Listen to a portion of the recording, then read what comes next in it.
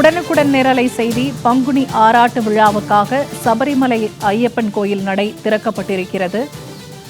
உடனுக்குடன் நேரலையில் அது தொடர்பான செய்தியை தற்போது நாம் பார்த்து வருகிறோம். பங்குனி ஆராட்டு விழாவுக்காக சபரிமலை ஐயப்பன் கோயில் நடை தற்போது திறக்கப்பட்டிருக்கிறது. தொடர்பான கூடுதல் தகவல்களை வழங்குகிறார் செய்தியாளர் செல்வராஜ். இப்ப பங்குனி ஆராட்டு விழாவுக்காக சபரிமலை ஐயப்பன் கோயில் நடை திறக்கப்பட்டிருக்கிறது. எத்தனை நாட்கள் கோயில் நடை திறந்திருக்கும்? எப்போது அடைக்கப்படும்? உலக புகழ்பெற்ற சபரிமலை ஐயப்பன் திருக்கோவில் ஆண்டுதோறும் பங்குனி உத்திர ஆராட்டு திருவிழா என்பது 10 நாட்கள் நடைபெறுவது வழக்கம். அதன்படி இந்த வருடத்திற்கான பங்குனி உத்திர ஆராட்டு திருவிழா என்பது நாளை காலை கொடியேற்றத்துடன் துவங்குகிறது. இதை ஒட்டி இன்று மாலை சற்று முன் சபரிமலை திருக்கோவிலில் உள்ள நடை திறக்கப்பட்டுள்ளது. நாளை காலை சரியாக 9:30 மணிக்கு கொடியேற்றத்துடன் இந்த நிகழ்ச்சி நடைபெற உள்ளது. நாளை முதல் தொடர்ந்து 10 நாட்கள் இந்த திருவிழா மற்றும் சிறப்பு பூஜைகள் நடைபெறும்.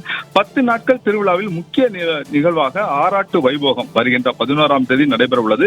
இதைத் தொடர்ந்து 14ஆம் தேதி சித்திரை விசு கனி தரிசனம் என்பது நிறைவடைந்து வரும் 18ஆம் தேதி வரை திருநடை என்பது அடைக்கப்படுகின்றன. தொடர்ந்து மண்டல பூஜையோடு மகர விழா பூஜையை தொடர்ந்து அதிகபட்சமான நாட்களாக 18 நாட்கள் சபரிமலை நடை திறக்கப்பட்டு பக்தர்கள் அதிக அளவில் சாமி தரிசனம் செய்ய வாய்ப்பு உள்ளதாகவும் திருவாங்கூர் தேவஸ்தானம் போர்டு என்பது நிர்வாகம் தங்கள் தகவலை தெரிவித்துள்ளது. ஆனால் ஒவ்வொரு மாதமும் 5 நாட்கள் மட்டுமே அந்த நடைகள் திறக்கப்பட்டு பக்தர்களுக்காக சாமி தரிசனம் மேற்கொள்ளப்படுவது வழக்கம். ஆனால் தற்போதுதான் கிட்டத்தட்ட 18 நாட்கள் இந்த நடை என்பது திறக்கப்பட்டு ஐயப்ப பக்தர்கள் திரளாக சபரிமலை ஐயப்பனை தரிசனம் செய்யும் வகையில் இந்த தேவஸ்தான போர்டு என்பது ஏற்பாடு செய்யப்பட்டுள்ளது. பூர்ணிமா,